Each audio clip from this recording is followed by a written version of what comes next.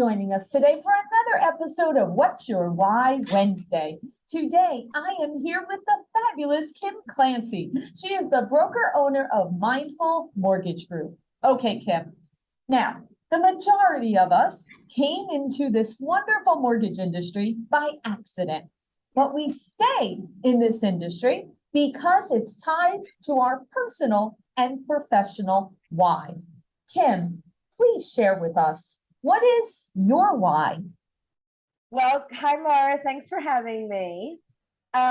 Great question. Yes, I stumbled upon this. My mom was in this business and I stumbled upon it. I had said I was never going to be in sales, that kind of thing. I actually have my undergrad in special ed and my master's degree in psychology and clinical social work. Okay. So imagine, my bleeding heart was like, I'm never going to be in sales. So what happened was when I got in, I started realizing that that degree was really helpful, right? Because getting into the psychology of a transaction, of your biggest transaction, right? So buying a home, selling a home is normally your biggest financial transaction. That you started seeing behaviors of people that I learned about in clinical social work. So it turned out to be like, okay, this is really cool. I'm able to help people. And that's a core of who I am, whether it's in the mortgage business or outside in my personal life. I am a helper. And that's really one of my biggest whys, is because I feel like that still, I can still meet that need of wanting to help people, and earning people's trust is very important to me. And I feel like that is also part of it. And also another reason is because I was a single mom my son's whole life. I've been a single mom, and it has allowed me to, I feel so blessed that like it has allowed me to not miss anything for him, for sports or for school, or it's very, very flexible. You work all the time, but you can go to these things, right? And so I think that really helping people and feeling like in this business I can still be the best mom I can to my son, that's my why. Oh, I love it. I love it. I'm actually very curious. So what did your 2 degrees teach you that helps you to apply it to the mortgage industry? Like, I'm just thinking right from the psychology standpoint. I mean, does it have to do with keeping people calm, Yeah. during a very stressful, or like, how does that background of education help in our industry? Well, I mean, you get, not everybody is the same, right? So not everybody responds the same under stress. Not everybody responds to people the same. So knowing a good background on psychology and, the social work aspect of, for example, a lot of times addiction, right? You learn this in psychology and social work. Addiction stems from something. So whether it's mental illness or whether it's trauma, like people don't normally become addicts just because. There's normally reasons for it. And so learning that when you are in this business and you see people underreact or overreact, or, come down hard on you on certain things that you think aren't, or seem to not care, like all of the emotions that people display during a transaction, I really believe that has helped me, because I know it's not about me. I know it's how they're actually dealing with a stressful period. Somewhat like if you were, somebody that got a bride ready, right? I know this is kind of, but I would imagine it would be the same. Like if you were the or whatever, it's like you're seeing her on her most stressful day. How is she reacting? It doesn't mean that's who she is as a person. It's just that how she is coping with a very stressful thing. That really is such a great analogy. And it was almost, it's funny, it almost took me back to me purchasing my first home, which I was very young. I was 25 years old, and I'll never forget, I wasn't in the mortgage business at the time. And I remember getting a letter in the mail with my commitment in it, right? So I didn't get a phone call or nobody reached out to me. All of a sudden, I just get this letter. And I remember opening up the letter from the mortgage client, and I opened it up and it said, here's your mortgage commitment, whatever. And it said, null and void unless I send a 1% point within 10 business days. And like, I making the money up front?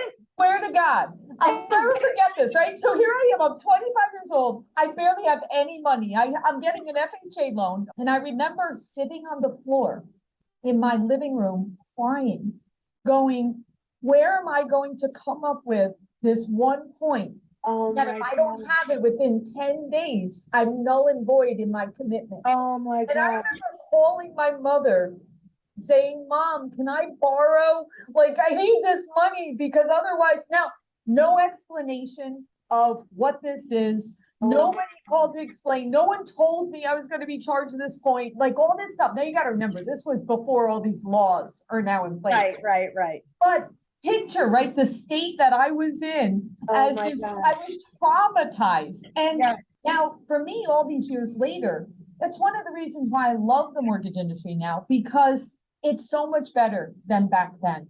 Like now there is that structure. And that's why I love working in our industry where we work with great mortgage brokers that take the time to explain and communicate, right? But people back then were traumatized, right? To the point of they didn't want to talk to a loan officer anymore. They're like, no, don't go buy a house. Do you blame them? Right. So, but to your point, sometimes you don't even understand. For me, it was because I didn't have any money in the bank. I didn't know where I was coming up with the money. I thought like I was never going to own a home because of it. But having someone that understands, and therefore understanding and being able to communicate properly to the family, that is what makes you a great loan officer and business owner, Kim. Like that's the difference, right? That's why you're able to understand the why behind it. Why would someone be upset? Well, maybe they're upset because they're using every dollar they saved in order to be able to buy that house. So I love that you've taken that education and applied it to what you're doing. And that just makes you so much even more spectacular in our industry. Thank you. I mean, that is when I say that I help people, I'm not just blowing smoke. Like I feel like that. Like I feel that, you know, whether it's somebody like a VA, a veteran that is like near and dear to my heart, or a first-time home buyer where they have a trillion questions. And yes, could it be like, you know, annoying because I've been doing it for 22 years, but I mean, you know, this is their first experience. And so, you know, present the experience as a positive one, because that is also why you're going to be their person for their life and their family's person, because they feel safe and comfortable. And so that's what I aim to do. And you are so correct, right? Because once you have that great experience, you then want to pass that along to the rest of your family, your friends, and everyone else. So yes, exactly. All right, well, going along that line, right? You've said 22 years, you've been helping all these families, and we know every once in a while, we have that special family that we just, you know, it tugs at our heartstrings. It just, you know, we feel that connection. I would love to hear you share one of those special family stories of one that you just knew you made that monumental impact on them.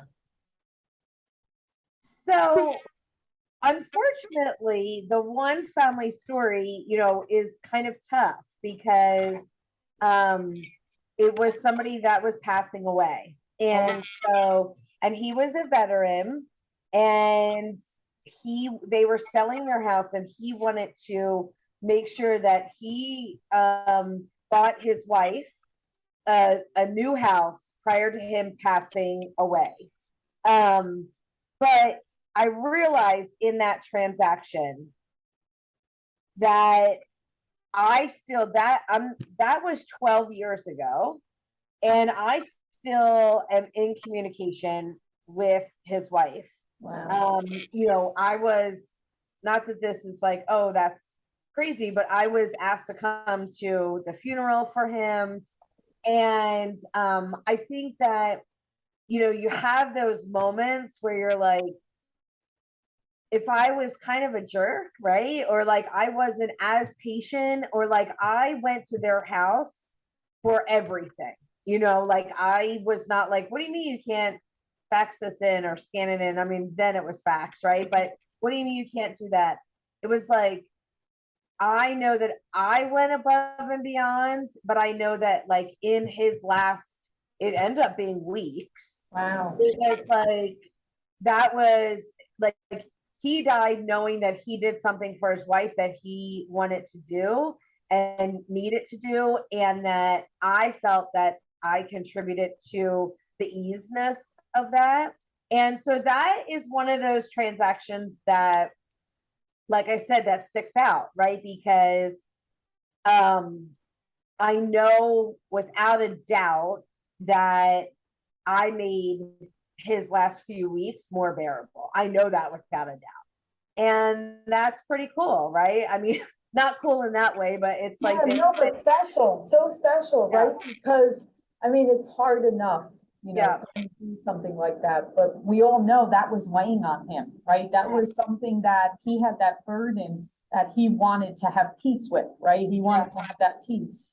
And you allowed him to have that peace for him and his entire family. So no wonder why you were part of, still communicating with her all these years later and being part of that grieving process. Wow. Yeah.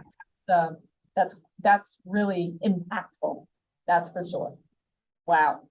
Incredible. Oh my goodness, Kim. And that's So what I think, like I said, I wish I had like a great, perfect, feel good, like, oh, I did this or I did that. But I think, that this was, I mean, I've helped thousands of people, and this is one that I will never, ever forget.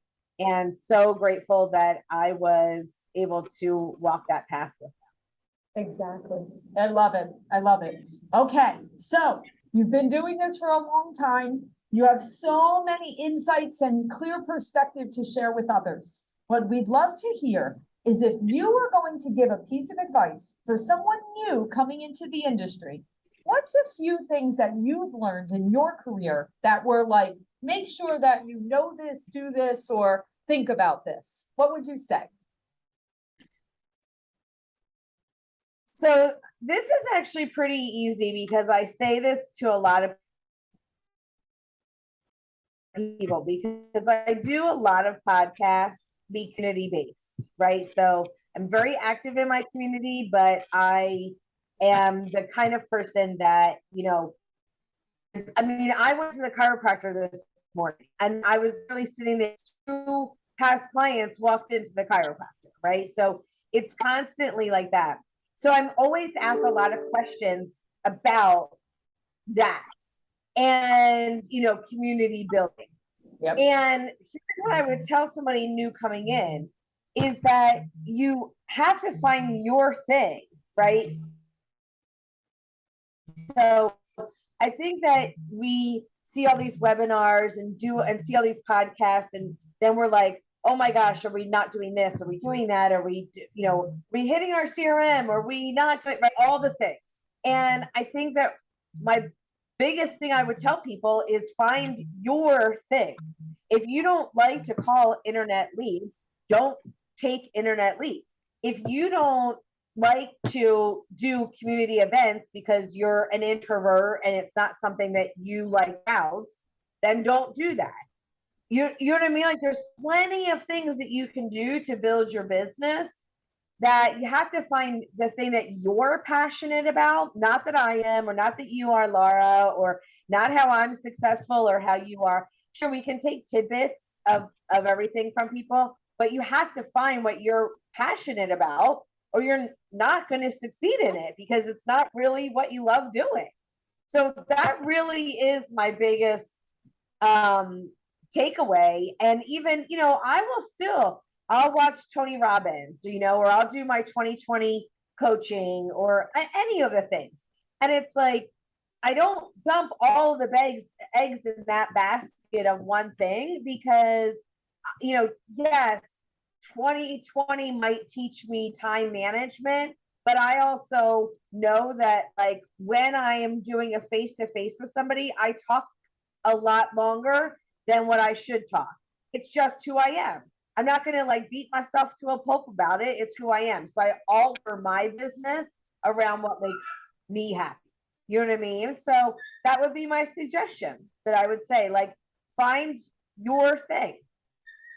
I think that's a wonderful suggestion because what you said there is be open to hear different things, keep going out and kind of listening and absorbing, but take all of that and apply it to what you said, to your passion, to what makes you happy, right? To your point, if you're somebody that absolutely hates cold calling, well, maybe that's not the approach. Don't beat yourself up. Don't constantly say, oh my God, I have to learn how to do this better. Right. And on something, maybe you want to go to those community events right. because you're passionate about your community and you know that you're gonna like connect with those people. Well, then lean into that. Or lean into Facebook marketing or some other kind of marketing, right? Maybe you're better at that. Right. Whatever it is that you're passionate about, keep an open mind, listen to different resources, and then apply them to you. And then once you do that, then you'll shine. I love it. I love that. That's awesome. All right. Well, thank you so much, Kim, for sharing your insights and everything that you're doing. You are truly a light to the world, and just keep shining brightly and making a difference in your community and everything that you touch. Thank you so much, Kim.